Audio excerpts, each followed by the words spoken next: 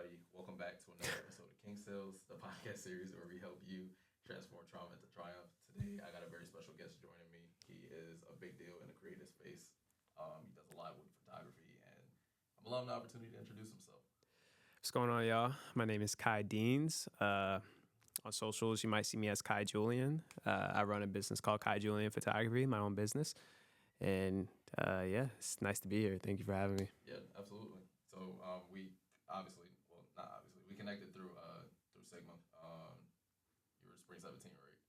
Fall 16. Fall 16. Yeah. Hold on now. Oh man. Actually, my Sigmaversary was just the other day, on November 5th. So yeah, what was today? Yesterday. Yeah. Yesterday. So in the game for 9 years now, man. Yeah, 9 years. Crazy. Yeah, man. Yeah, well, off camera, if I would have messed that up, it would have been a different story. But yeah, Kai's been doing his thing in the photography space, the creative space, for a long time now, and I've been noticing the work that he's been putting in. He's been consistent, and there's a story behind what he does. So I wanted to, start off with a little bit behind your origin story and how you kind of got into photography and what led you to it. Okay. Yeah. So I've been doing photography for a little over 10 years now, I want to say. Yeah, about 10, 11 years now. So pretty much what got me into it was my sister was taking photography classes while she was in high school, and she often would put the camera in my hands and force me to go talk to my relatives, like during family reunions or whatnot, cookouts, parties, whatever. So she's like taking photos. She's very like documentarian, if you will. Yep. Shout out you, Kayla. So she often would put the camera in my hands and say, yo, go take pictures of our grandparents, whatever, and so on and so forth. So I used to do that, and I kind of got the hang of it here and there. And then eventually when I started school at University of Delaware, I looked into how to rent a camera through the library. And ever since then, it's just been straight shot from there, taking pictures of friends until people start offering me money. So, yeah. And I feel like that's how everyone kind of like finds their niche. Like it starts out as a hobby, and then you kind of realize, oh, hey, I could probably make money off of this. Yeah, I have my thoughts on that whole concept. I think that's definitely like an American thing. Like, turning your hobby into your passion. That's what they teach you like young. Like, hey man, if you love to do it for money. Right. So, yeah. What are your thoughts on that? I see you thinking right now. Yeah, it's definitely like a 50-50 kind of thing for me. I love, doing what I love. I love getting paid to do what I love. But there has been lulls in my career where I have been like sick of camera work, sick of editing, sick of, all of it, because of the extremes that I've been pushed to through that. So I love shooting for myself. Yeah. For context, I also do have a full-time job, a 9-to-5. I work in influencer marketing, and yeah, so essentially like I could be shooting with your favorite influencer for work, anything from like small brand deals to larger productions, whatever. But there have been, working with like the social media and whatnot, like there's fast turnaround times for that. So sometimes I'm being hit with a lot of like, a lot at one time, a lot with editing, flying from place to place, and like late nights. So as fun as it is, and as many great people that I get to, see, like I definitely get hit with creative burnout from time to time. And fresh off of college for me back in 2019, when I got my first job, it was just a lot. So putting a lot of effort into my actual job and finding like, pulling back a little bit on KJP, Kai Julian Photography, hurt me a little bit in some ways. Like personally, I'm like, oh, this is what I love to do. I love taking photos like this, but now I have to take photos for work, and you got to find that balance. I'm in a better space now though, of course, but that's good. Yeah. That's good. So like when you were going through that, obvious, like being over encumbered and dealing with a lot of, deadlines and work stress, and it turning into more so work and not really your passion, how were you able to navigate that and get in a better mental headspace? Yeah, that's just like a loaded one. I'm not going to lie. It takes a lot. And I feel like for every season, like these things, this creative process, it ebb and flows. You know, some days you're like fully into it and you're like, oh man, I got to dive in. I'm hungry. I want more. And then some days you're like, I don't even want to touch it, you know? And Right. you just have to, one, remind yourself to keep going. God gave you a talent for a reason. And then, you know, at the end of the day, there are people that might look at you like for inspiration, or just people that enjoy your work and whatnot, and like family, friends, whatever. Yep. So like for me personally, it's always just a nagging in the back of my head, like this responsibility for me, like Kai, like you're doing a disservice to yourself for not putting your work out there and not showing your work. Mm-hmm. So it's just a constant reminder. Okay. So yeah, it's really just like I think a large turnaround for me when I was dealing with that over encumbredness and that work stress, I decided to jump into a different asset of photography that I'm not charging people, Okay. and that was film photography. So you know, really going back to the roots, something that's a little bit more tangible. Because yeah, you take a photo and it's digital, but then like what's it look like actually loading the film, like you know, develop the film and whatnot. Right. So that to me was something that was sacred within the same bubble that's like, hey, I just do this for fun. Right. You know, go out, ride my bike, take photos, take a breather, and get back to my roots, how I used to be. Right. So Like find an activity that can help you reset so that you're not in a place where you're hating everything that you're doing. yeah, exactly. So, you know, whenever I get too stressed about it, I might do that. I might ride my bike, take a long walk, take photos or whatever. And a lot of stuff I don't even post. I just might print it out, put it on my wall, but Yeah. you might never see it. Or I give myself little challenges to do. So I actually just made a post last night and I talked a little bit about it. Long story short, I put my camera up in the corner of my office and recorded myself throughout the entire week. And I did this back in August. And I was just like, what's like a week in my office look like? I'm curious. What are the things that I do? And I would randomly hit record and just forget about it. So I chopped it all up into like a Monday, Tuesday, Wednesday, Thursday, Friday kind of thing on my Instagram. And, you know, no one's paying me to do that. I'm not looking for anything to do stuff like that. Right. But just to have those little challenges here and there, I'm like, oh, this is kind of fun. Like little, you know, to help alleviate creative burnout, you know? So, Yeah, that definitely makes sense. And, yeah. I think that's something that I'm learning with myself too in my brand. Like, I don't know if this was ever like applicable for you, but I was a huge perfectionist growing up. So like now I'm just in a space where I'm like, okay, I'm just gonna do it. If it doesn't work out, it doesn't work out. But like I need to find something to navigate this in a way that one, it's fun, but also two, that I'm creating a space where I can get the engagement that I need to, you know, bolster up the brand and stuff. So Yeah, no, for sure. I definitely suffer from being a perfectionist as well. There is a number of different projects that I'm like, it's not coming to the way I wanted it, and it just sits on my hard drive. But then, you know, somebody usually cusses me out like, "Hi, if you don't like this. post that and move on to the next thing." So, yeah. Yeah. So same thing with me. A huge shout out to my executive producer Damani. Like he does a really good job of like keeping me on track and Yeah. like, all right, hey, you know, you recorded all this stuff and I know you edited it and I know it's sitting on your phone. Stop being scared and just post it. Yeah. And like the biggest thing for me is always just being in my head and like thinking like, okay, like being overly critical of myself, not really worried about what the opinions of others, but like if I post this, how am I gonna feel? Like then I start like going through the whole video and like critiquing everything. Yeah. And now like I'm just like, all right, you know, I'm just gonna post a reel. If I look crazy, I look crazy. But even then, like not even really worrying about how I look, but like what message it is I'm trying to like put out there. Yeah. I think that's like the most important thing because at the end of the day, there people like people need to be a little bit more, or maybe not. I don't know how to say it. We need to be a little bit more authentic.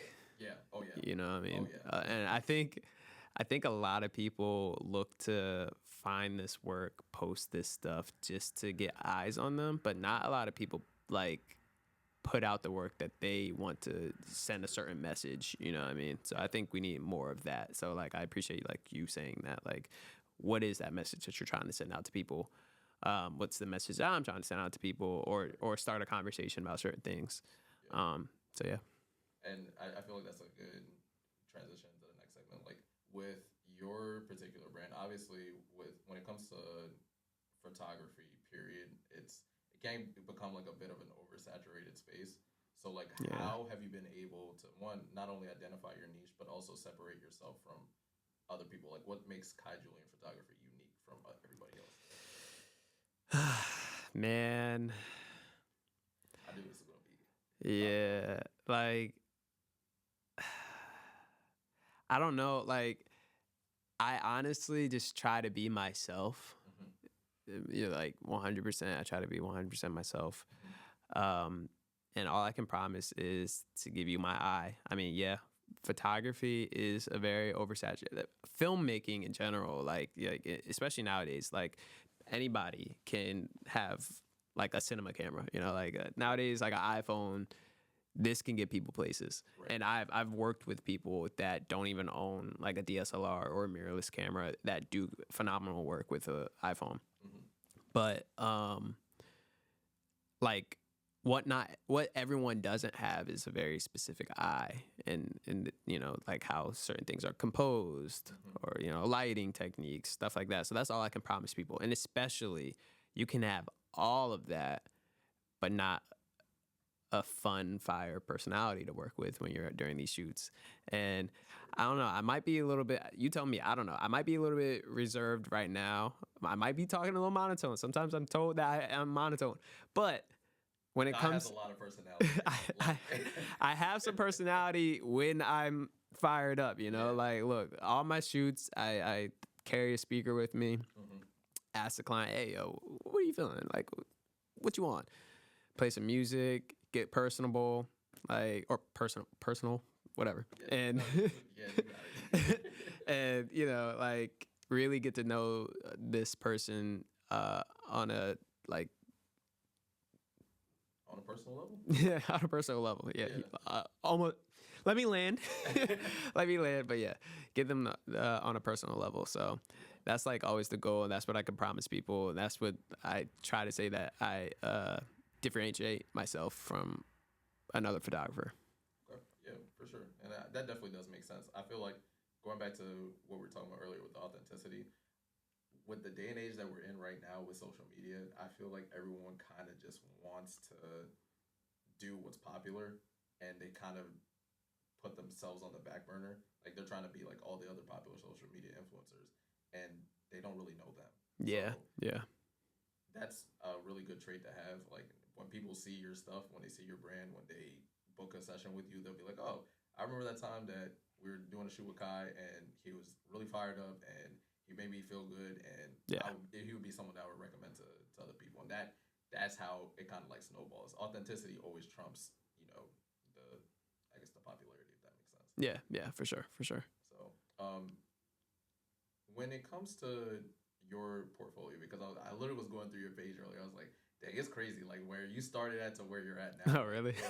It's crazy, like the progress that you made. And honestly, one thing that kind of like stuck out to me was the whole like Air Jordan 1 series that you did a couple years ago. Yo, yeah, everyone, yeah, that's a crowd favorite. Bro, it was dope. So like when it comes to that, obviously, capturing the human experiences is fantastic because there's so many different ways that it can be interpreted. Yeah. But when it comes to contemporary art, how has that influenced your craft specifically?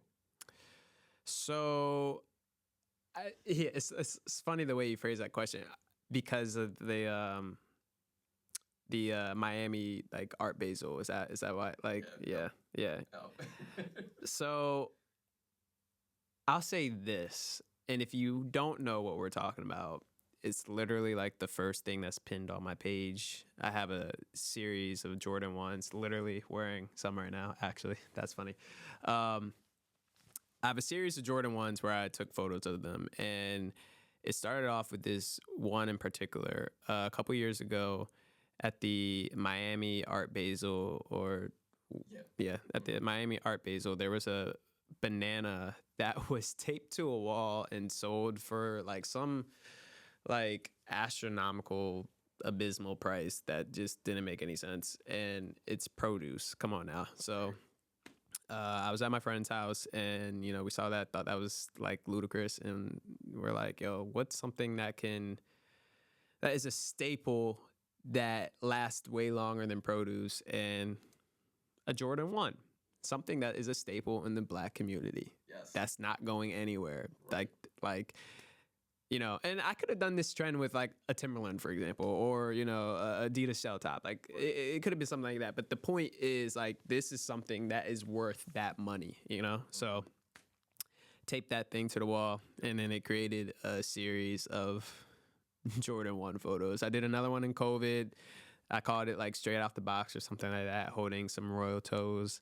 And then I did another one with some green toes. What are they called? Forest green something. Yeah. I almost wore those today, actually. That's my favorite one. I don't know, between that and the tape one.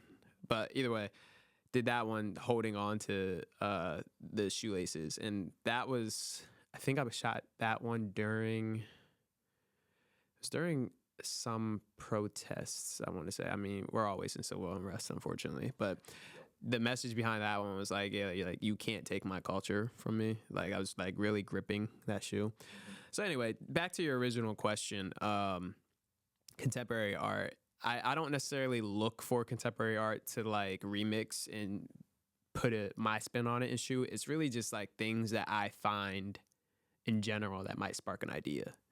So like I wasn't like looking for something, or like I'm not constantly scrolling through like these other artists and saying like, oh, like let me put my spin on it. It's just really what strikes me in the moment, like, and I do it while the iron's hot, while my brain is thinking, and I'm like, oh yeah, I gotta like put a spin on this.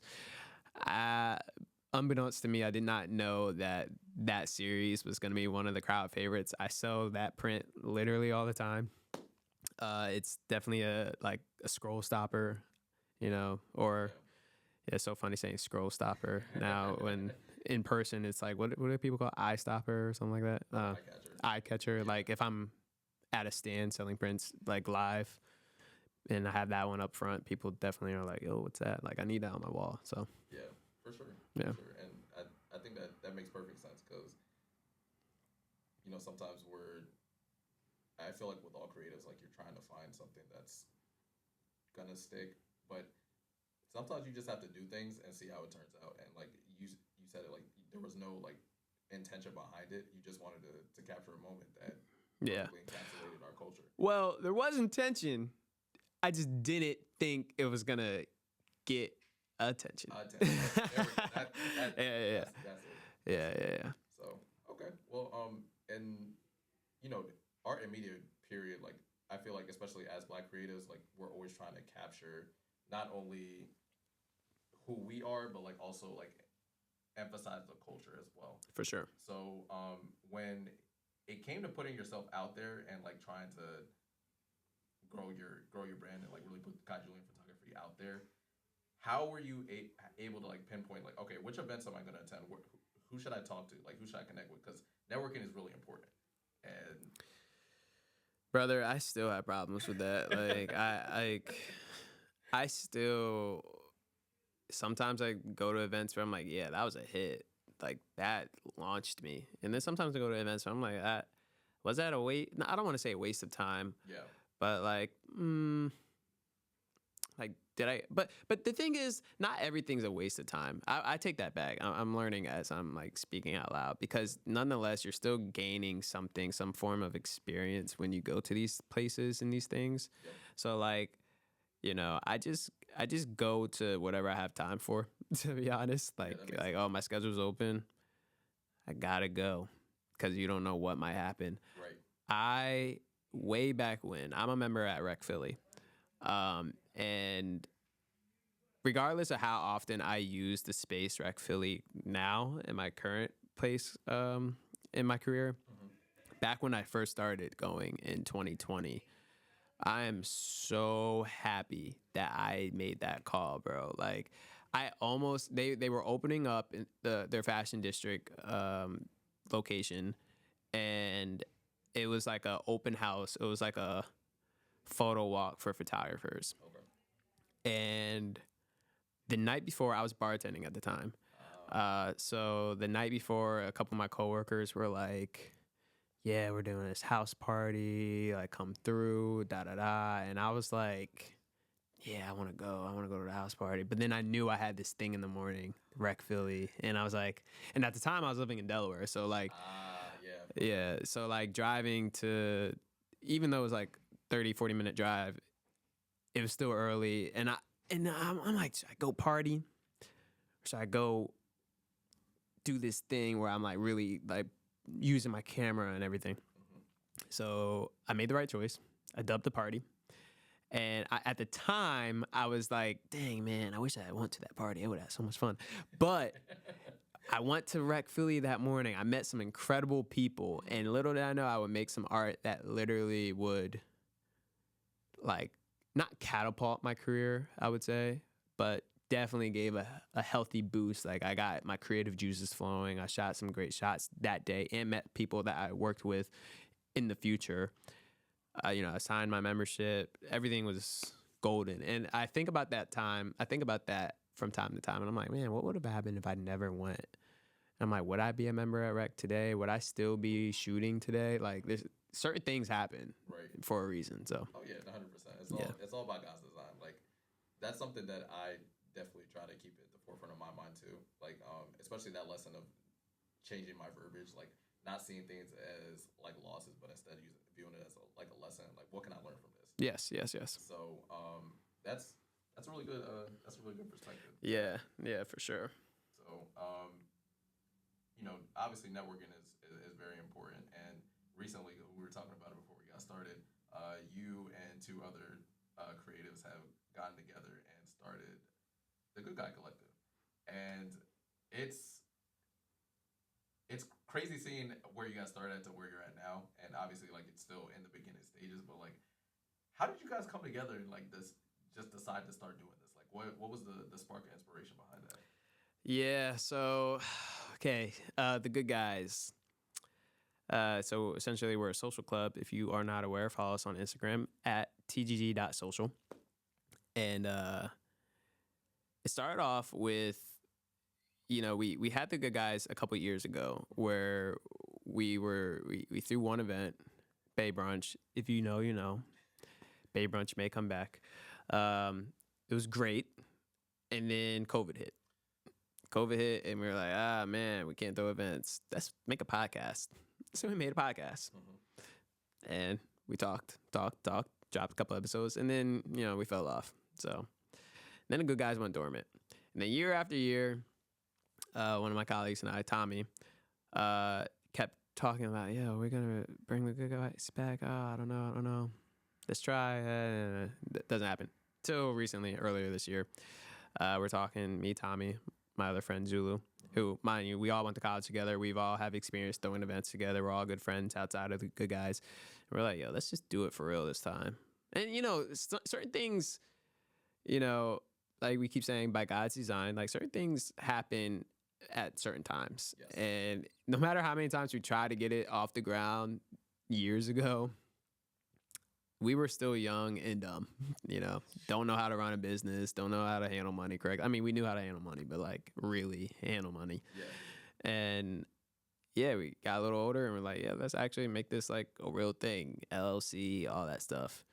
And start off with just a couple free happy hours. We just want to give something to the people for fun in Delaware, Philly, this general area. So yeah, I know I'm rambling, but no, that's literally you're answering the question as you're going. So yeah, so just some guys that want to have a good time, honestly. Right.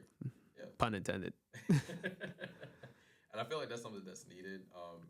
Like after the pandemic, like I'm really starting to see the importance of like having a good community around you and having other people that when life is lifing, you could just get together and like talk and chat and decompress because. Bro, adulting is ghetto. Like, the people crave human interaction. We are stuck behind screens too much. Don't get me on this, I will go on and on. We are stuck behind the screen. We need to talk face to face. We need to, converse. We need to go to the watering hole. And it's not even about drinking either. Like we have other events outside of bars coming up. Hey, man, we got a turkey bowl coming up. I don't know when this podcast is airing, but If it's before Thanksgiving, we got turkey bowls. So check out our Instagram. But yeah, like that, like we do run clubs, all of it, man. And I got something cooking in my back pocket for later too. I can't some. I don't want to say it yet. It's something cooking, man. Soon, man. Yeah. So. Jeez. Okay. All right. Hey, man. Listen. This is great. This is great. Like, I don't know. This is getting me pumped up because I've had some stuff on the back burner, and I'm just like, I gotta wait for the right time, or I gotta wait until I got enough money to put it together. But like, nah. I'll tell you what, bro. I'm not gonna lie. The first couple events that we threw together, in my, like you said, it's new. We just started it. The first event was like August 16th or something like that, August 15th. Mm-hmm. Those first 3 happy hours we threw straight out of our pockets. We just split it, bro. Like, we just charged for event. And the idea is not to make money or anything. We just want to do stuff. We just want to throw events, you know. We create just a vibe. Yeah, literally. We just want to create a vibe. So, like, yeah, we got stuff coming. We got a lot of stuff coming. 2026 is a big year for the good guys. 2026 is a big year for Kai Julian Photography. It's a big year for you. We got a lot. Yeah, right. It's just a matter of putting it into motion. Yeah, for sure. I hope that y'all are really listening intently to what Kai was saying, because if you have something that you're sitting on and you don't think that it's worth investing into, or you're too afraid, just take that leap of faith, because you never know where you're going to end up. Yeah. So, and, man, listen. I took a huge leap of faith going to CultureCon this year. Yeah, CultureCon, man. Yo, that thing was crazy because I was only there for Sunday, but like I really got out of my show, and we got 2 more interviews this month are from the people that I actually like opened my mouth and actually like talked to, and like I was like, oh wow, this is crazy, because it was like really reaffirming for me, because like I'm normally to myself, so like just putting myself out there made me realize like, okay. If I don't open my mouth or ask, like, nothing's gonna happen. Closed mouths don't get fed. There you go. Yeah, no, that's what's up, man. Yeah, CultureCon was definitely an experience for sure. It was a lot of people. It was a lot, but it was cool. It's cool to see. Yeah, for sure, and especially just being in a space where other Black creatives and seeing other people. I more so wasn't really worried about going to the big stage where the celebrities were. Like, I wanted to see other people that were like us, that were building their brands, that had like a following that they're cultivating. I was like, yeah. I agree with that tenfold. Honestly, if I had to say anything about CultureCon, I do wish or hope to see more smaller creatives and less larger names at the events. It's cool to have a sprinkle of people that've been in the game, but like definitely give the stage to people that are building up, you know. Yep. Like